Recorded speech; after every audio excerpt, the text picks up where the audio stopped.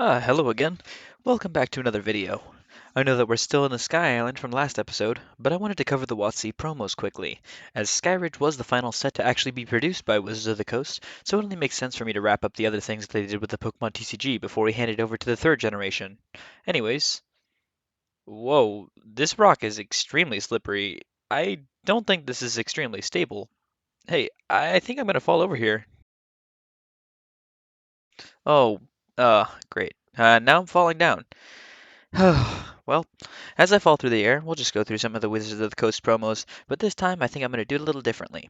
I think I want to go in sequential order here, so let's just start with WotC promo number 1, the Pikachu. Okay, so this is I think what people call the Ivy Pikachu because of the leaves in the background of the card, which is cool. This one is done by Keiji Kinabuchi, which is a name that is nice to see, as their final card was in one of the previous sets that I reviewed, being Aquapolis. But this Pikachu has a nice little yellow outline and some nice red cheeks, and the Pokemon looks a little bit heavy.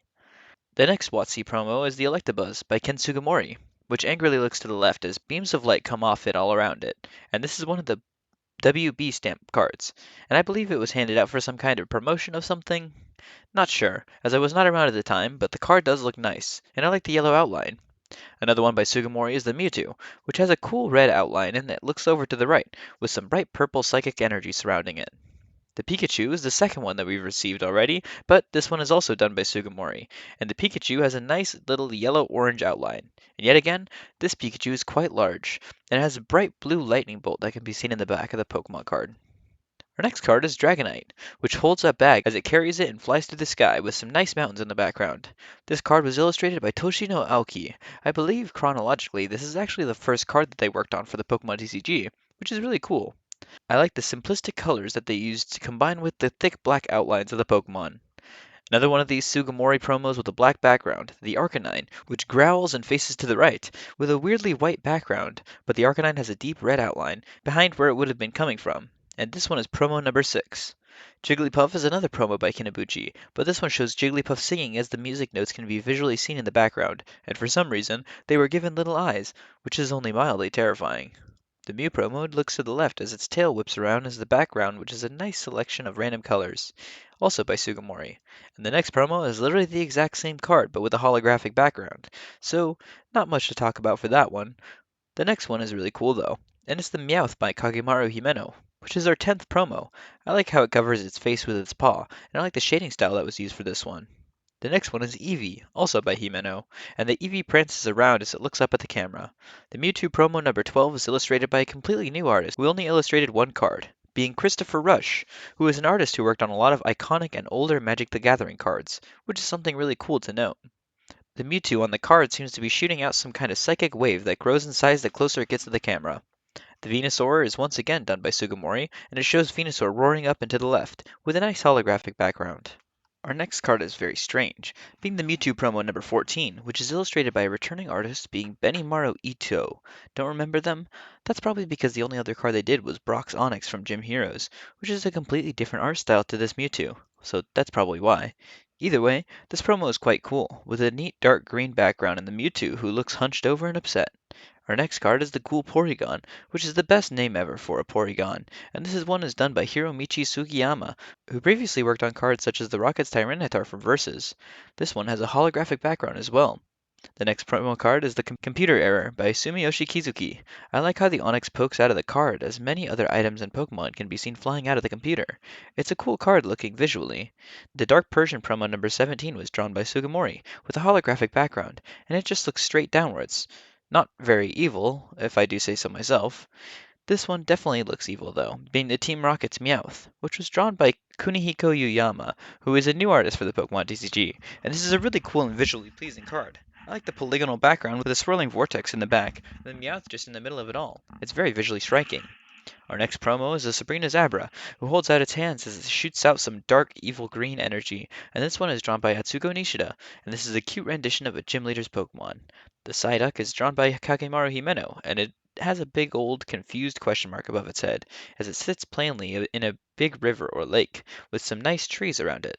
I like how small Himeno decided to make Psyduck look in this card. It's very interesting. Our next three promos are all drawn by Toshino Aoki, being the Moltres, who shoots fire out of its mouth as a volcano steams and lava bubbles below it, bringing up smoke from below. The Articuno, which breathes frost breath with some nice deep yellow in the purple fog. Then finally, the Zapdos, which lets out a roaring scream as the colors of red and purple clash into the background of the card. Overall, very cool promo cards by Aoki, and they represent the legendary birds very well. Our next promo is the Birthday Pikachu, which allows the person to put their name on the card, but also has a nice hollow background, and was illustrated by Kagemaru Himeno, a neat novelty card. The Flying Pikachu was illustrated by Toshino Aoki, as it shows Pikachu being held up by balloons, and it smiles as it glides through the sky. There's also another Pikachu promo where he just seems to be screaming as electricity volts out of him, illustrated by Gakuji Namoto, who is a new name for the Pokemon TCG, but also one that we won't ever see again. But the style of this one is 3D artwork, with deeper tones of shading.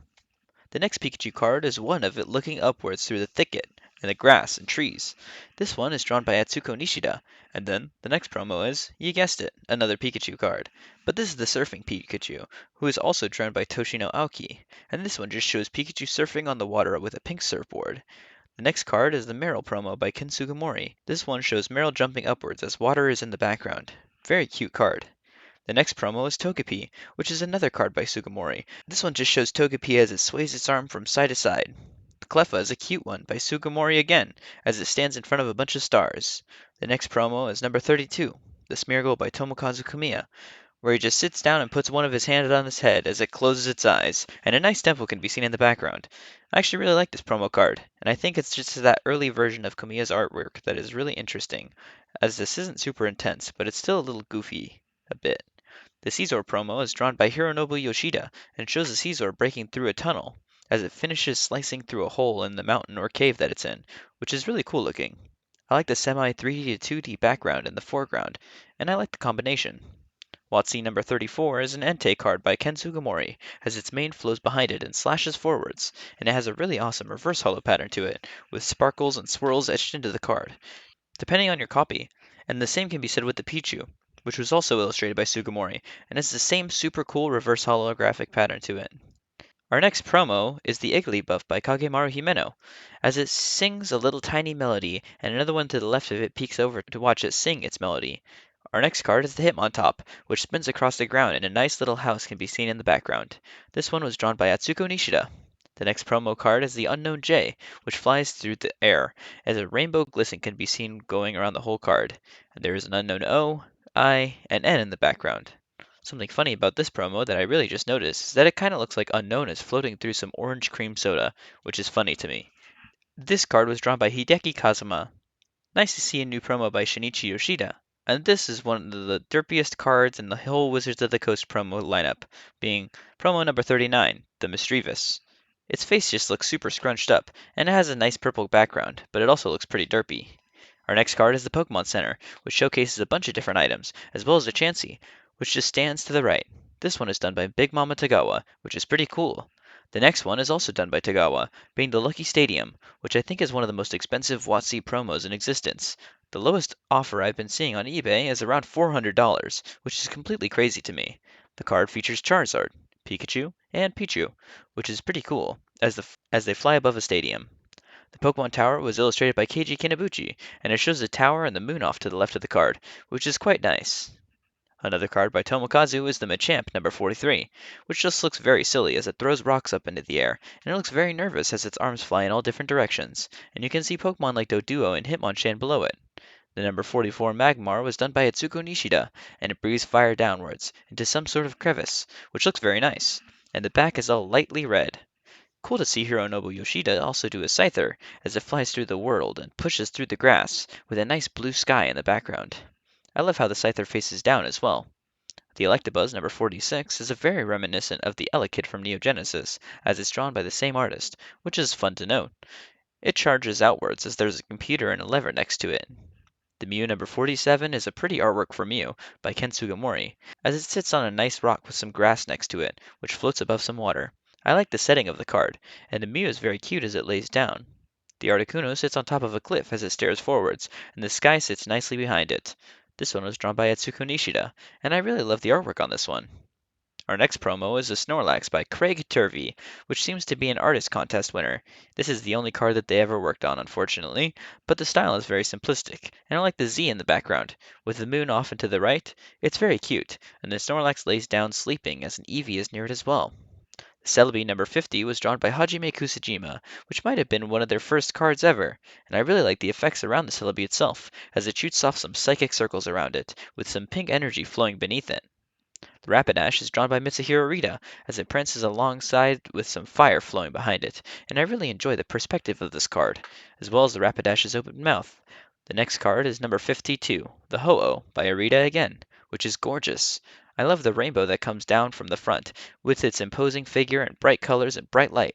The Suicune was drawn by Atsuko Nishida, as it shows Suicune prancing through the fields. The card is beautiful, and I really like it. What else can I say? Our final WotC promo is the Ancient Mew that was distributed for the Pokemon movie, and it showcases Mew with some weird inscriptions on it, and I think that it looks super unique for a card, as well as just having a unique look around the whole card itself, with some ancient, mysterious text. It's a really cool card to end off our WotC promo conversation.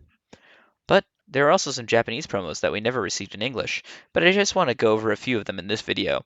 If you want to learn more about them, you can go to Cerebi.net and look at the P promos for the Japanese cards. But we'll just talk about the Rocket Caesar, which showcases the random Team Rocket Man from the Rocket's Tyranitar in Versus, illustrated by Kei Hoshiba, which is a cool looking card. And then, the Umbreon P25 is really cute. It's like the one from Aquapolis, but this one is yawning as it lays down on the roof, instead of standing like in the previous set. This card is drawn by Mitsuhiro Rita. And in the next video, I'll talk about the Rally promos, Southern Island cards, and if I have enough time to cover them, the vending machine cards. Thank you for watching, and hopefully I hit the ground by the next video. See ya.